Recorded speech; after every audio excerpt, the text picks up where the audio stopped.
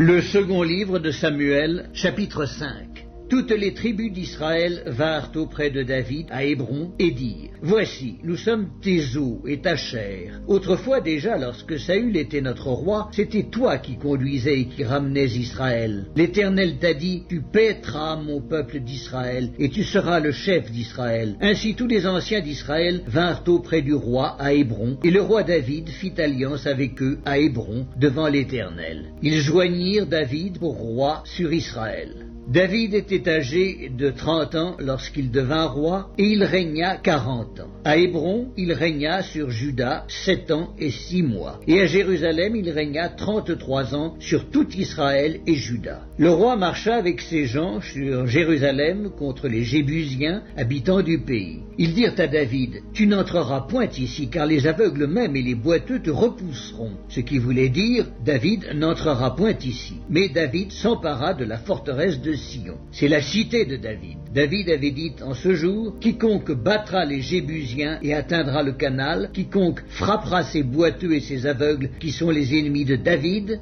c'est pourquoi l'on dit: l'aveugle et le boiteux n'entreront point dans la maison. David s'établit dans la forteresse qu'il appela cité de David. Il fit de tous côtés des constructions, en dehors et en dedans de Millo.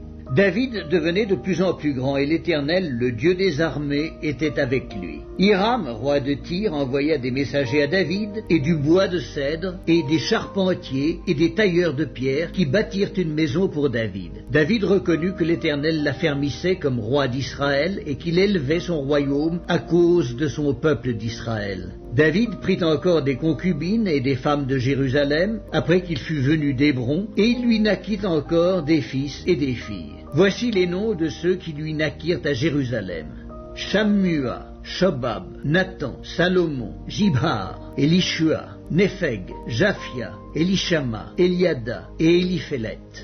Les Philistins apprirent qu'on avait oint David pour roi sur Israël, et ils montèrent tous à sa recherche. David, qui en fut informé, descendit à la forteresse. Les Philistins arrivèrent et se répandirent dans la vallée de Réphaïm. David consulta l'Éternel en disant: Monterai-je contre les Philistins? Les livreras-tu entre mes mains? Et l'Éternel dit à David: Monte, car je livrerai les Philistins entre tes mains. David vint à Baal-Pératsim, où il les battit. Puis il dit: L'Éternel a dispersé mes ennemis devant moi, comme des eaux qui s'écoulent. C'est pourquoi l'on a donné à ce lieu le nom de Baal-Pératsim. Ils laissèrent là leurs idoles, et David et ses gens les emportèrent. Les Philistins montèrent de nouveau et se répandirent dans la vallée de Réphaïm.